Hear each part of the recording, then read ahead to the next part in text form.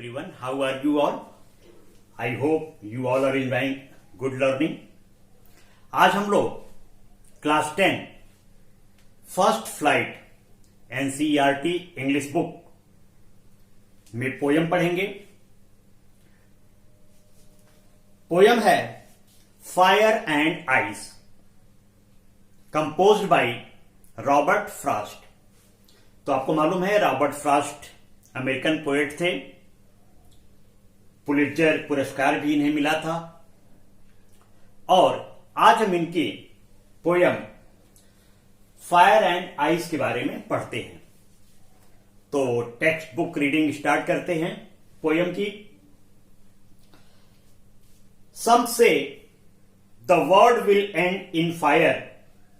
Some say in ice. From what I have tasted of desire, I hold with those who favor fire. इसमें बताया गया है कि कुछ लोग कह रहे हैं, कुछ लोग कहते हैं कि ये जो दुनिया है, ये जो पृथ्वी है, ये नष्ट हो जाएगी. या तो फायर से नष्ट होगी, या तो बर्फ से नष्ट हो जाएगा, या तो पृथ्वी का एटमॉस्फेयर इतना गर्म हो जाएगा कि ये नष्ट हो जाएगा. आग लग जाएगी, जंगलों में आग लग जाएगी, पानी उबलने लगेंगे, यानी इंसान के रहने योग्य ये पृथ्वी नहीं रह पाएगी. और कुछ लोग कहते हैं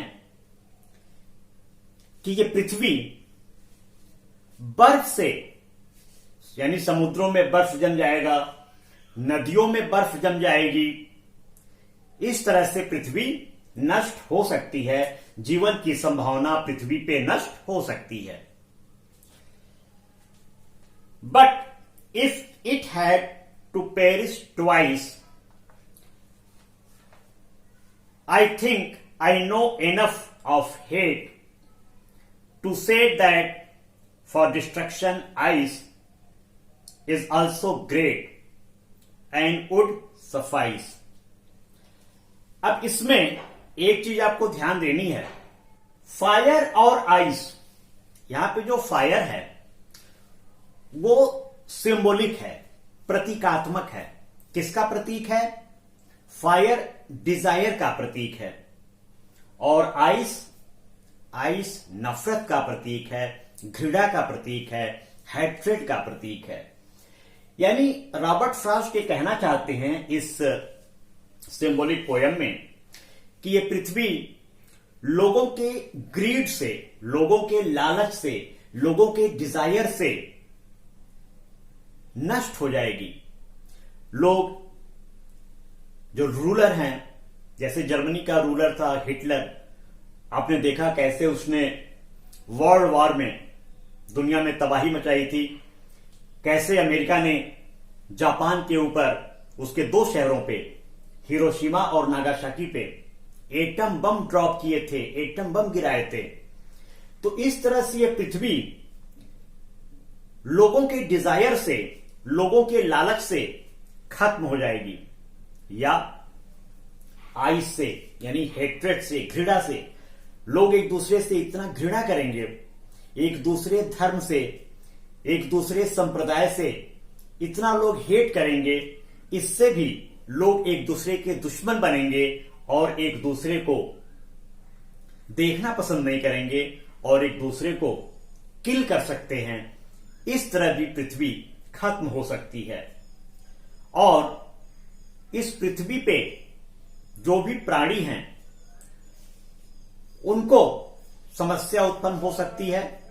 but if it had to perish twice, perish यानी नष्ट होना, लेकिन यदि दो बार नष्ट होती है, आई think I no enough of hate, यानी डिजायर से ज्यादा खतरनाक हेट है, नफरत है. डिजायर से पृथ्वी एक बार नष्ट होगी, लेकिन लोगों के बीच जो हेट्रेड है, जो नफरत है, उससे पृथ्वी दो बार नष्ट हो सकती है. लेकिन नष्ट होगी या तो डिजायर से या हेट्रेड से. To say that for destruction ice is also great and would suffice. आई से, हेट्रेड से नफरत होने के पर्याप्त कारण हैं। लोग एक दूसरे के दुश्मन बन जाएंगे, एक दूसरे के जान के प्यासे हो जाएंगे। ये चीजें भी डिस्ट्रक्शन के लिए जिम्मेदार होंगी। इसमें कुछ कठिन शब्द हैं, डिफिकल्ट वर्ड्स हैं। टेस्टेड यानी एग्जामिन यानी अनुभव करना, होल्ड सहमत होना, पेरिश डिस्ट्रक्शन बर्बाद होना, सफाइस सफिशिएंट पर्याप्त।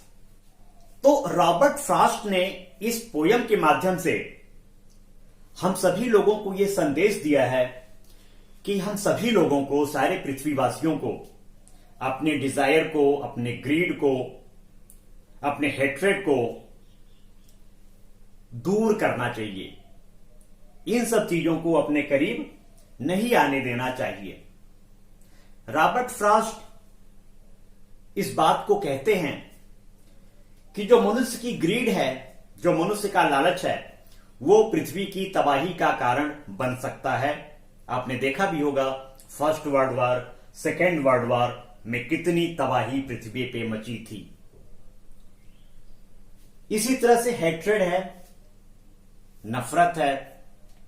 नफरत एक दूसरे से करने से भी युद्ध होते हैं, और युद्ध भी या तो सिविल वार होगा या तो फुल वार होगा। ये दोनों कंडीशन किसी भी देश के लिए बहुत ही खतरनाक होते हैं। तो इस तरह से इस पोयम में पृथ्वी को बचाने के लिए रॉबर्ट फ्रॉस्ट ने, मानवता को बचाने के लिए रॉबर्ट फ्रॉस्ट ने कुछ स्टेप्स उठाने के लिए कहे हैं। अपने डिजायर को और अपने हेट्रेड को कंट्रोल में रखिए ताकि ये पृथ्वी रहने योग्य हो सके।